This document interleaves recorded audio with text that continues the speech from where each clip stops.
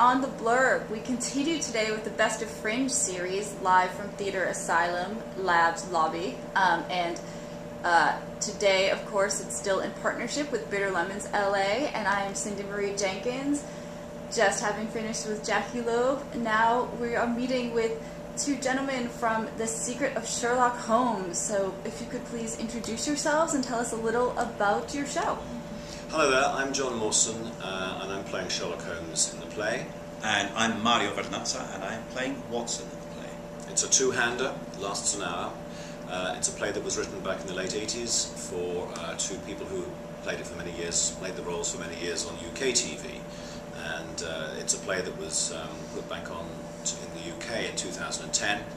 Went on a national tour around the UK and then came into the West End for a summer season in 2010. And I was in that production as the understudy to both Holmes and Watson as well. Yeah. Great. And what is it that made you want to tackle such a beloved character? Holmes is an iconic character. He's obviously highly intelligent, yet deeply troubled. Finds it difficult to deal with people. I think that nowadays he'd probably be called aspergic. Certainly a genius, yet very difficult and troubled person. So a huge challenge to play and great fun. The writing, which the writer used, was the original words from Conan Doyle's books and plays, so that it is actually Conan Doyle's really written words that we are mostly using. And it's a play that really focuses on the relationship with Holmes and Watson, which is not a simple one by any means. It's very current. There's a couple of movies. There's the BBC TV series. I believe CBS are doing a TV series as well. So it's very now, even though our play is set in the appropriate period. It's not modernised, but it does focus on the relationship with Holmes and Watson, which is it's a kind of roller coaster relationship, and we get a flavour of that in the play. Great, and I do want to take a moment to wish you a belated happy birthday from Thank yesterday. you. Yes, I'm feeling a little bit jaded today after a bit of a party last night. Good, I'm glad. Well, I'm glad you had the great party. And can you both just moved here a few months ago? Is that right? Just over a year. In my case, it was February last year that I came out here. And I came out in March, so pretty recent, yeah. And what's been the biggest culture shock from maybe just visiting to living here? That's a big question. I've been both incidentally moved from London, and it's another big city. The biggest obvious difference is the weather, which is a big culture shock for people who are not used to continuous good weather for months on end. It's an industry town. I love the fact that it is an industry town, and wherever you go, it is about movies, it is about the TV, and increasingly it's about the theatre here, which is great fun.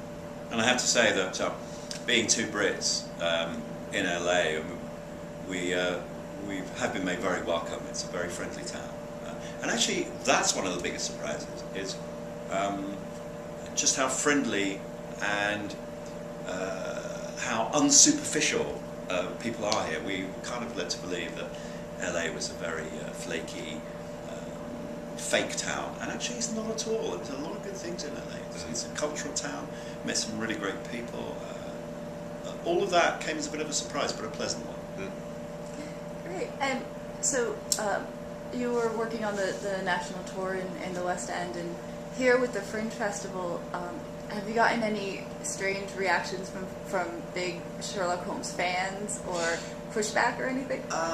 Most of the reaction has been incredibly positive. We've had some lovely reviews, which is very nice, and we've been talked to a lot of people. One of the great things about Fringe is being able to talk to people before and after the show. It's a very sociable place, and so we spend a lot of time chatting to people generally, and a lot of people are hugely fond of Sherlock Holmes out here, and they love either the original books or the original stories or the more modern works, and the reaction has been incredibly positive. I think people love the fact that we are setting it in its time. It is not an updated version, and that it gives a real flavour of what it was like at the time when it was first written. Yeah, a lot of warmth from audiences. Sherlock Holmes is not something that you see on stage very much.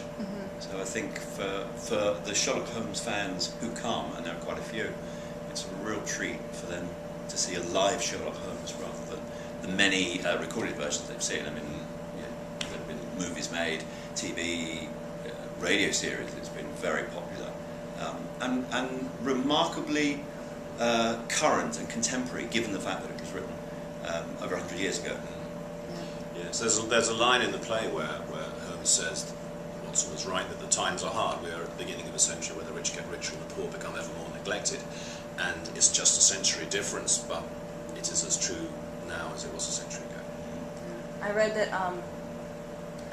it goes a little darker than some of the Holmes that we're, I guess, used to seeing. Yes, that's right.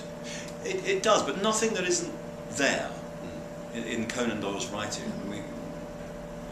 Jeremy Paul, the writer, didn't fabricate anything, and we certainly haven't fabricated anything. It's in the writing. I mean, he was a complex character and a very flawed character, and we don't shy away from that. We don't. But also, it's extremely funny at times. I mean, the relationship between them is funny. The things that Holmes comes out with, the way he looks at the world is very funny, and it creates a lot of conflict. A lot of it very humorous between the two, and with the audience. And so you get a lot of humour and a lot of laughter, and then every now and again the screw turns and it gets a little bit darker. So there's, it's good fun. It's a great piece to do, and people have been really enjoying watching it.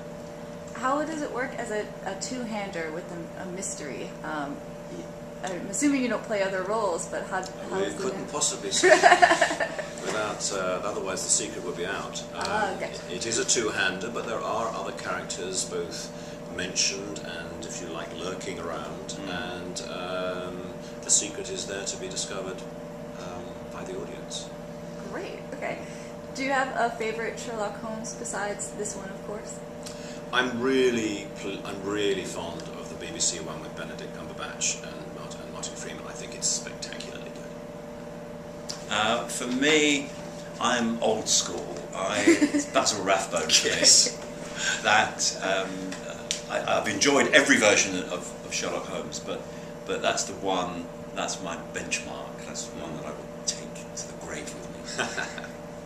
Thanks. And I just actually had a long talk with a gentleman who adapted the Inspector General for a different audience for a theater locally.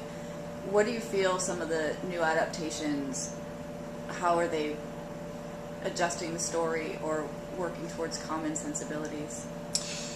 Well, Holmes and Watson, in essence, are the archetypes for all the brilliant investigators or police or characters that you see on TV and film, who so often has a trusty sidekick, although Watson is far more than that. So in a way, every time you watch a procedural with a brilliant investigator, be it on a film or TV, you're pretty much watching the versions of Holmes and Watson, because that's where it started.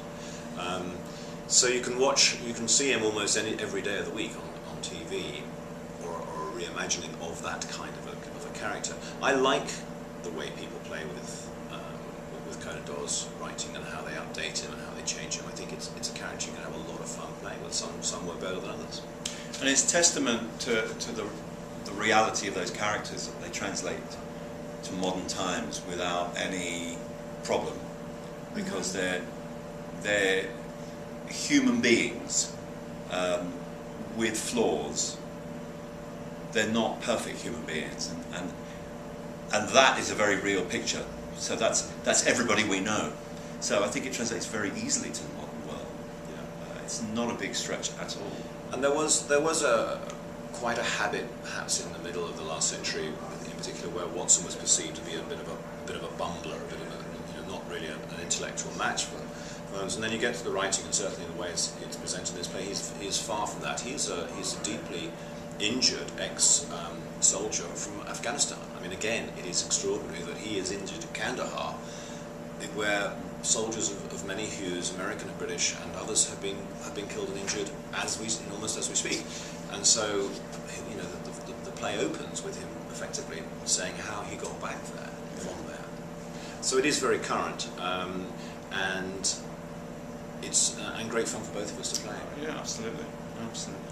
And had you worked together before working on this, and there was a funny story about the director. Yes, well, John and I hadn't worked together. We met, in the last year. But Amir Karangi, who has done such a splendid job directing, is the first professional director I ever worked with 30 years ago in London. And I hadn't seen him for most of that time until I bumped into him by chance a couple of months ago in Los Angeles. And he'd recently moved here, and we bumped into each other, and it was just a big surprise. And John and I had talked about doing this show, and we were looking for a director, and I knew that he's a great director, so I just asked him if he would do it, and he said yeah, and it's been an absolute joy. And he's gone on, he's been offered directing work at the American Academy of Drama at USC, because he's also a teacher and an actor, and it's a testament to his skill. So that's... We were very, very lucky. Very, very lucky to meet up with him again. Great, and thank you again so much for taking this time, and I think I said to you earlier, but with the live karaoke that happens at the Fringe, you two during doing the Proclaimers is still one of my favorite episodes of that entire. If you don't mind, we won't reprise that now. Yes. Yes. No, we've got to keep our voices for tomorrow night, because Indeed. we're on again tomorrow night at 7:30. So tomorrow at 7:30, and when is your show after that? The 20th, Yeah. which is also at 7 o'clock, is that We're correct? to 9 o'clock. Or 9 o'clock. Yeah. And then the 29th, which is a 5 p.m. Yeah. show.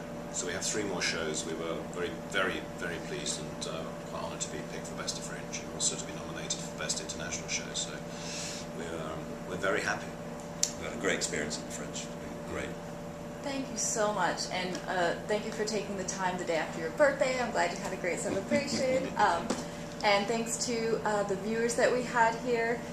This inexplicably became the International Day, so thanks to everybody for tuning in. And again, this is the Best of Fringe series, Beyond the Blurb with Bitter Lemons LA, and there will be more, and you can just keep checking Bitter Lemons on the website for more interviews, as well as some other Beyond the Fringe. It doesn't have to be part of Best of Fringe, but that is just a wonderful experience that we are able to share and extend the Fringe love for a couple more months, actually. So thanks again, gentlemen. Pleasure, and thank you very much. Thank Yes, you. I hope thank that people will take some time, either starting tomorrow night or in the next run, to see The Secret of Sherlock Holmes and find out what that secret is. I'm very intrigued. Come on down. And thanks again for viewing. Please do share it if you have a friend, even if they're not typically live performance goers. This is a great way for them to get more interested, especially with characters that they might know, but then a little twist. So please do share it with your friends, and thank you for enjoying Beyond the Blurb.